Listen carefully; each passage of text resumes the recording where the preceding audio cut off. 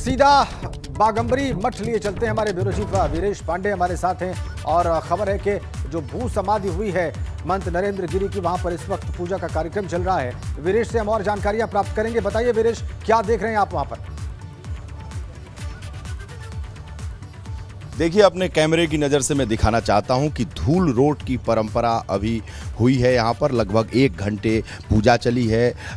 जो ये परंपरा है, सन्यासी परंपरा में तीसरे दिन होता है, जिस दिन भू समाधि होती है। उसके बाद से इसको कहते हैं कि धूल रोट। धूल रोट वो जो थाली में आप देख रहे हैं वो धूल रोट है, यानी एक बड़ी पूड़ी होती है, उसमें गुड़ डाला जाता है, चीनी डाला जाता है और उसको इतनी उसकी कुटाई होती है कि वो इस चूरमा के स्वरूप में वो बन जाता है। और उसके बाद से यहाँ पूजा होती है भू समाधि पर, और उस चूरमे को, उसको धूल रोट को वो सन्यासियों में बांटा जाता है, प्रसाद के तौर पर लोग ग्रहण करते हैं। और आज इसके बाद से कच्चा भोजन इस मठ में बनना शुरू हो जाएगा, यानी दाल चावल बनेगा और जो साधु सन्यासी भक्त यहाँ होंगे उनको प्रसाद के तौर पर वितरित किया जाएगा। ये जो भू समाधि है और वो महंत नरेंद्र गिरी की है। यहाँ पर 100 के करीब जो साधु सन्यासी हैं, दिगंबर, ये निरंजनी अखाड़े के, वो इकट्ठा हुए। यहाँ पर उन्होंने पूजा पाठ किया और इस जो थाली में आपको दिख रहा है यही धूल रोट है। और इसके बाद से जब अगली परंपरा होगी वो षोडशी की होगी, यानी जो गृहस्थ आश्रम में होते हैं उनके यहाँ त्रयोदशी होती है, जो सन्यासी होते हैं उनके यहाँ 16वां होता है, यानी षोडशी की जो परंपरा होगी। ये 2 महत्वपूर्ण परंपरा सन्यासी परंपरा में देखने को मिलती है जब इस तरह से देहावसान होता है, क्योंकि इनका पिंडदान पहले हो जाता है। जब साधु संत सन्यासी कोई बनता है तो वो अपना पिंडदान कराकर आता है, वैराग्य धारण करता है, और उसके बाद ये परंपरा के तहत ये चीज़ें हम एक्सक्लूसिव आपको दिखा रहे हैं कि यहाँ पूजा पाठ हुआ। और यही भू समाधि है जो परसों भू समाधि हुई थी। 3 दिन के बाद धूल रोट की प्रक्रिया होती है और उसके बाद भोजन बनना, वो भी कच्चा भोजन बनना शुरू हो जाता है और प्रसाद के तौर पर साधु सन्यासी खाते हैं। और अब ये फिर आज के बाद, चूंकि 3 दिन तक भोजन नहीं किया इस मठ में जो साधु सन्यासी और जो भक्त थे, वो जो उपवास की परंपरा है उसको वो निभाते हैं और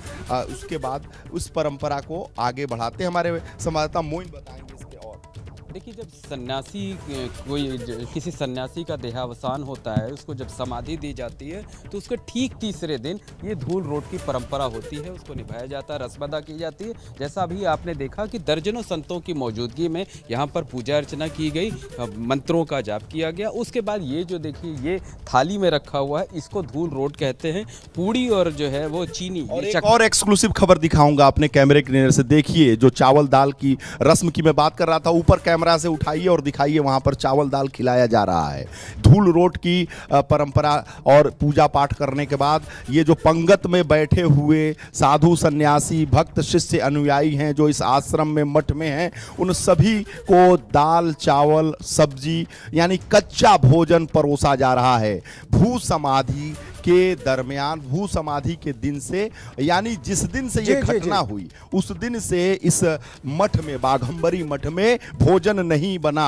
और आज भोजन बना है वो कच्चा भोजन बना है। धूल रोट के बाद ये कच्चा भोजन परोसा जा रहा है। और कैमरे की नजर से राजेंद्र, आपको पंगत में बैठे हुए नीचे बैठकर, दरी पर बैठकर खाते हुए पत्तल में आपको सन्यासी दिख जाएंगे। ये एक्सक्लूसिव जो दृश्य है वो केवल और केवल मैं दावे के साथ कह सकता हूं एबीपी गंगा के पास है। इस वक्त मैं अपने कैमरे की नज़र से एक्सक्लूसिव जो परंपरा है उसको दिखाने की कोशिश कर रहा हूं कि मठ में क्या चल रहा है। और इस रूप में एक एक पल की खबर हम आपको रख रहे हैं, राजेंद्र, सामने रख रहे हैं। और हम उस परंपरा को दिखा रहे हैं जो सन्यासी परंपरा है, क्योंकि बहुत सारे दर्शक ऐसे हैं जो इस परंपरा को जानते नहीं हैं, इसलिए उनकी जो जिज्ञासा है उसको हम शांत करने के लिए आप इस परंपरा को पूरी तरीके से कैमरे में हम कैद कर रहे हैं और दिखा रहे हैं। बिल्कुल बिल्कुल जी बिल्कुल, निश्चित तौर पर जैसा हमने बताया कि ये धूल रोट की रस्म होती है जो अदा की जाती है। जैसे हमारे आपके परिवार में या किसी गृहस्थ के परिवार में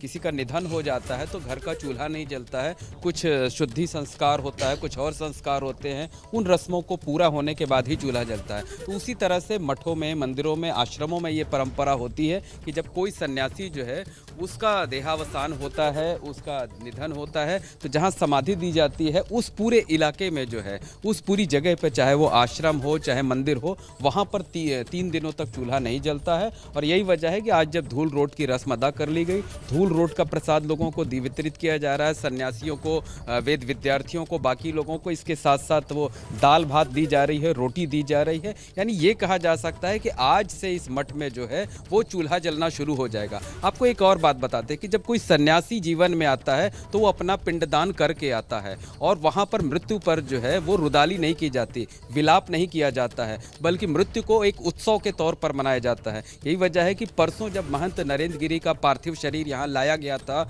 और उसकी समाधि दी जा रही थी, उस वक्त यहाँ ढोल नगाड़े बज रहे थे। आम लोगों को ये सुनने में, देखने में बड़ी हैरानी होती होगी, लेकिन यही है कि वो अपना पिंडदान पहले ही कर आते हैं, इस परंपरा में प्रवेश ही करते हैं, संत परंपरा में अपना पिंडदान पहले करके आ जाते हैं। इसलिए मौत को वो मौत नहीं मानते हैं, मोक्ष मानते हैं, और उत्सव के तौर पर मौत उत्सव मनाया जाता है। उस उत्सव में भी ये परंपरा है जो दर्शकों को ये बताने की कोशिश कर रहे हैं कि आखिर धूल रोट, मेरे लिए भी एक नया विषय था, धूल रोट परंपरा क्या है, चावल दाल या इसकी परंपरा क्या है। और ये मैं इस कुत्ते को दिखाना चाहता हूँ, माइकल नाम है ये कुत्ता। देखिए, ये जो महंत नरेंद्र गिरी हैं उनके बेहद करीबी माना जाता रहा, और हमेशा उनके कमरे में ही ये सोता था। और जब से ये कुत्ता, आप देख रहे होंगे कि जिस दिन से हम लोग, ये घटना हुई है उसी समय से हम लोग 1 घंटे बाद इस मठ में आ गए थे, तब से ये इधर उधर समाधि पर घूमता है, और जहाँ भोजन चल रहा है वहाँ भी ये मंडरा रहा है, इसे कोई वहाँ हटाता नहीं है। और समाधि के इस स्थल पर जहाँ भू रोट चल रहा था वहाँ पर भी वो लगातार रहता है, और अपने गुरु की याद में वो लोग उसके आंखों से आंसू गिरते हुए देखते हैं। देखिए, लोग भोजन कर रहे हैं, कच्चा भोजन कर रहे हैं। अभी ये शुरू हुआ है, 3-4 दिन से ये भोजन नहीं बन रहा था, यहाँ पे खाना पीना नहीं चल रहा था, चूल्हा नहीं जल रहा था। लेकिन इसी वजह से ये जो आपने माइकल की तस्वीर देखी, माइकल वहाँ खड़ा हुआ है अपने गुरु की याद में, और मैं चूंकि कैमरे की नज़र से दिखा रहा हूँ, ये माइकल इस मठ में महंत नरेंद्र गिरी के और आनंद गिरी के बाद तीसरा सबसे महत्वपूर्ण जो है वो जीव है, क्योंकि इसका बड़ा महत्व है। महंत नरेंद्र गिरी बहुत ज़्यादा उसको स्नेह करते थे, और कहा जाता है कि गुरुजी के कमरे के बाहर वो रहता है, और जब गुरुजी के साथ ये घटना हुई उसके बाद से वो चारों तरफ घूमते हुए, रोते हुए, मंडराते हुए वो दिखाई पड़ता है इस आश्रम में। वो अब अंदर जा चुका है, लेकिन इस समाधि पर बैठ के वो हमेशा इस जो समाधि है, जब से भू समाधि हुई है, राजेंद्र बता दूं दर्शकों को, एक उत्सुकता होगी कि कुत्ते कहा जाते हैं कि बहुत वफादार होते हैं, तो ये भू समाधि पर ही सो रहा है, वो यहीं पे रहता है। बीच बीच में अगर थोड़ा डिस्टरबेंस होता है तो आगे पीछे वो जाता है, लेकिन इसका बड़ा महत्व है।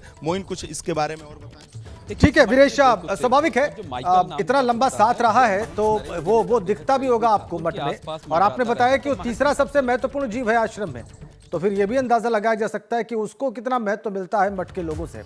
बहुत बहुत धन्यवाद वीरेश आपका इन तस्वीरों के लिए, और इस परंपरा के बारे में, धूल लोट की परंपरा के बारे में विस्तार से हमारे दर्शकों को दिखाने और बताने के